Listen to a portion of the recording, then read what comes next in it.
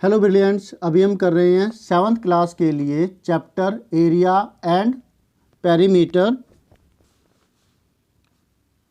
मैंने उल्टा तो नहीं बोल दिया? हाँ जी, पहले पेरीमीटर फिर एरिया। बात एक ही है कि पेरीमीटर और एरिया का ये चैप्टर है। और अब हम करने जा रहे हैं क्वेश्चन नंबर 4। क्वेश्चन नंबर 4 में क्या है वो अच्छे से पहले समझिए। क्वेश्चन समझ में आएगा तो फिर आपको करने में भी आसानी होगी। Okay, question number 4। A veranda of width 2.25 meter is constructed all along outside a room which is 5.5 meter long and 4 meter wide।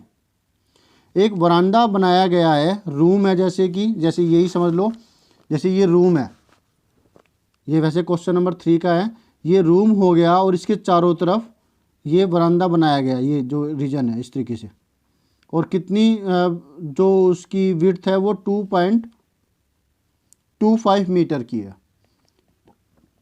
ठीक है, तो हमें क्या करना है? अच्छा, जो रूम है उसकी लेंथ 5.5 मीटर है और ब्रेथ है वो 4 मीटर की है। अब हमें निकालना है वरांदे का एरिया और हमें निकालना है cost of cementing the floor of verandah at the rate of 200 per metre square. अगर 1 मीटर स्क्वायर की कॉस्ट, जो वरांडे के अंदर जो फ्लोर है उसको सीमेंटिंग करना, यानी कि उसको पक्का करने की जो कॉस्ट है वो 1 मीटर स्क्वायर की 200 रुपीज़ है, तो उसकी टोटल की कॉस्ट क्या होगी आपको वो निकालनी है, फ्लोर को सीमेंटिंग करने की। और फ्लोर किसका है? वरांडे का है। क्लियर है? हाँ जी, तो पहला काम हम एरिया निकालेंगे। एरिया निकालने के बाद जो भी आएगा उसको इससे मल्टीप्लाई कर देंगे, लेकिन स्टेटमेंट लिख करके तरीके से। और वो कैसे होगा चलिए करते हैं। और अब मैं आपसे ये कहना चाहूँगा कि आपको करना क्या है? आपको करना है like, subscribe, share, comment, bell icon के बटन को दबाना। कुछ कहना चाहते हैं तो कमेंट कीजिए और हैप्पी हो जाइए। हैप्पी होकर के ज़्यादा से ज़्यादा प्रैक्टिस कीजिए। प्रैक्टिस करेंगे तो ही आपको ज़्यादा अच्छे से क्लैरिटी होगी और आप इसे कर पाएंगे। इसे ही नहीं बल्कि किसी भी सम को जो इस टाइप का आएगा, दिमाग बढ़ेगा ना आपका ऐसे करने की वजह से। तो पहले फिगर बना लेते हैं ऐसे। ये हुआ रूम। रूम की हमें लेंथ और ब्रेथ दोनों मिली हुई है। 5.5 मीटर की लेंथ है और ये 4 मीटर की ब्रेथ है। इसके चारों तरफ ये वरांडा बनाया गया है।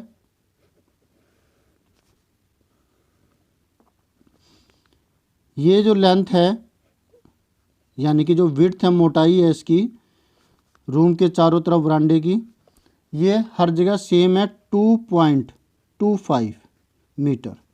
2.25 मीटर। तो क्या होगा?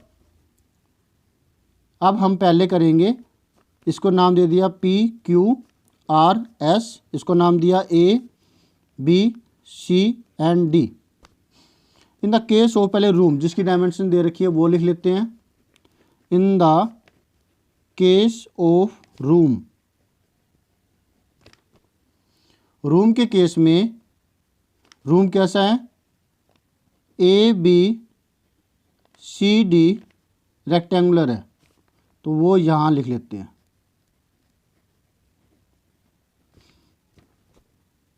Okay, length is equal to, length है हमारे पास ये AB 5.5 सेंटीमीटर, ब्रेथ के अंदर क्या होगा? ये जो चौड़ाई है इसकी BC है 4 सेंटीमीटर। अब इसका area, length multiply breath 5.5 multiply 4,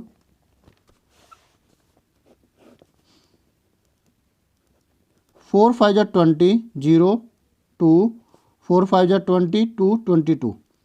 decimal के बाद एक डिजिट है तो एक डिजिट के पहले डेसिमल लगेगी, यहाँ पर 22 आ गया। 22 मीटर स्क्वायर। ठीक है। अब in the case of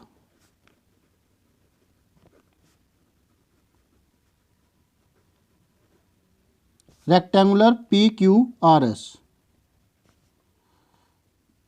area, नहीं तो मैं ये लिखता in the case of rectangle PQRS।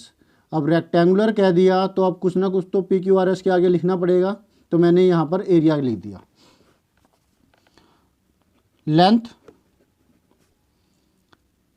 Length इसमें कौन सी है, ये वाली SR।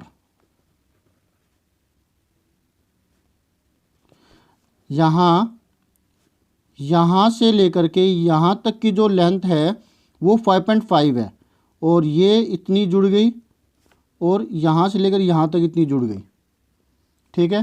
तो 5.5 में 2.25 ये जुड़ी और 2.25 ये जुड़ी, तो जो टोटल लेंथ है यहाँ से लेकर के यहाँ तक की आएगी। कैसे भला, 5.5 प्लस 2.25 प्लस 2.25,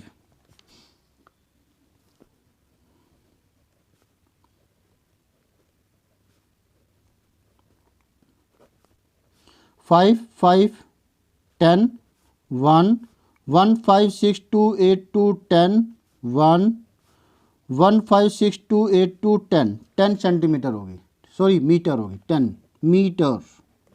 रूम को थोड़ा इतना छोटा होगा, मीटर में आएगी। बड़ी लेंथ है, बड़ी मेजरमेंट है, तो बड़ी यूनिट आएगी। अब ब्रेथ मतलब RQ। RQ की वैल्यू कितनी होगी, यहाँ से लेकर के यहाँ तक की हमारे पास लेंथ है 4, और यहाँ से लेकर यहाँ तक आई 2.25, और ये भी 2.25। तो ये दोनों जब जोड़ेंगे तो हमारे पास ये टोटल लेंथ आ जाएगी। 4 के अंदर ये दोनों लेंथें जोड़ेंगे तो 4.4 ही है बस, ये तो 2.25 प्लस 2.25। तो इसको जोड़ें तो डेसिमल के नीचे डेसिमल, बच्चे गलती करते हैं, 4 को क्या करेंगे यहाँ पे जोड़ देते हैं 4 ऐसे करके। तो ऐसे कीजिए 5 5 10 1 1 2 3 2 5 4 2 6 2 8 8.5 आ गई, 8.5 मीटर। ठीक है। अब एरिया, लेंथ कैपिटल ले लेते हैं इसमें, capital B, length into breadth, 10 multiply 8.5। जब 10 से मल्टीप्लाई होती है या 100 से मल्टीप्लाई होती है या फिर ऐसे कोई भी नंबर, तो डेसिमल जंप करता है राइट हैंड साइड में उतना ही जितने जीरो हो जाए। एक जीरो तो एक जंप करेगा, ये जीरो होकर के यहाँ चला गया, तो 85.0 लिखने की जरूरत नहीं है, ये 85 मीटर स्क्वायर आ गया। ओके। अब एरिया ऑफ जो इसने वरांडा का है वो क्या स्पेलिंग है उसकी, VERANDAH, verandah, is equal to area of PQRS minus area of ABCD या रूम। तो मैंने इसलिए ये थोड़ा फ़ायदा रहता है PQRS ये नाम देने का। PQRS का एरिया हमने निकाला 85 और उसका एरिया निकला था 22 रूम का। इसमें से इसको माइनस किया तो कितना आएगा, 85 22 5 minus 2 3 8 minus 2 6 63 metre square. Okay, ये आपका आंसर हो गया। होप सो आपको अच्छे से समझ में आया होगा। बड़ा ही आसान है, लेकिन ध्यान रखना है कब प्लस करना है कब माइनस करना है इस चीज़ का, क्योंकि गलती होती है। और यहाँ डेसिमल्स की एडिशन की केस में और सब्ट्रैक्शन के केस में इनमें ध्यान देना है। ये 4 इधर नहीं लिखना कि इसको आप ऐसे 4 + 5 9 + 5 14 कर दो, गलती हो जाएगी। और जो रफ वर्क है वो यहीं पर साइड में कर लिया करो, ताकि आपको भी दिखता रहे कोई गलती है तो आप उसे सोल्व कर सको और टीचर को भी अच्छा लगे कि बच्चे ने मेहनत किया और साफ साफ काम किया। अब इसका सेकंड पार्ट के अंदर हमें क्या करना था, हमें कॉस्ट निकालनी थी। फ्लोर को सीमेंटिंग करने की कॉस्ट, जिसमें 1 मीटर स्क्वायर की कॉस्ट 200 रुपीज़ है।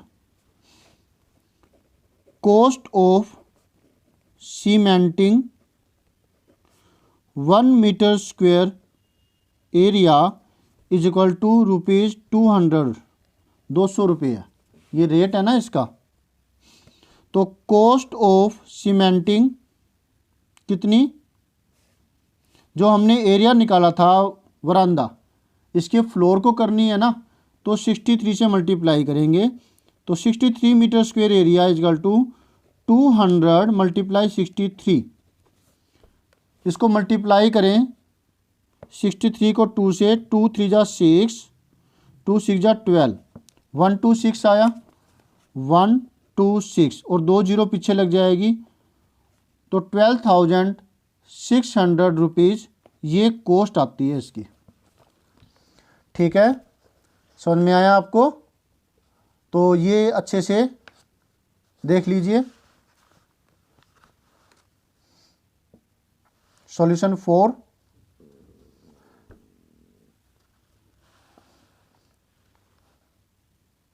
तो मिलते हैं नेक्स्ट वीडियो में नेक्स्ट सॉल्यूशन के साथ। Always have a great time. ध्यान से अच्छे से करके देखिए और साथ ही साथ ऐसे ही सम्स जब आपके सामने टीचर्स आपके या ट्यूटर असाइनमेंट दे तो उसे खुद कीजिए, दिमाग लगा करके कीजिए। ये ना हो कि आप चीटिंग करके करो, इससे आपका दिमाग नहीं बढ़ेगा और आपका नुकसान होगा। तो असाइनमेंट आपको अपना दिमाग लगा के करना चाहिए। ठीक है, ओके, मिलते हैं नेक्स्ट वीडियो में। बाय।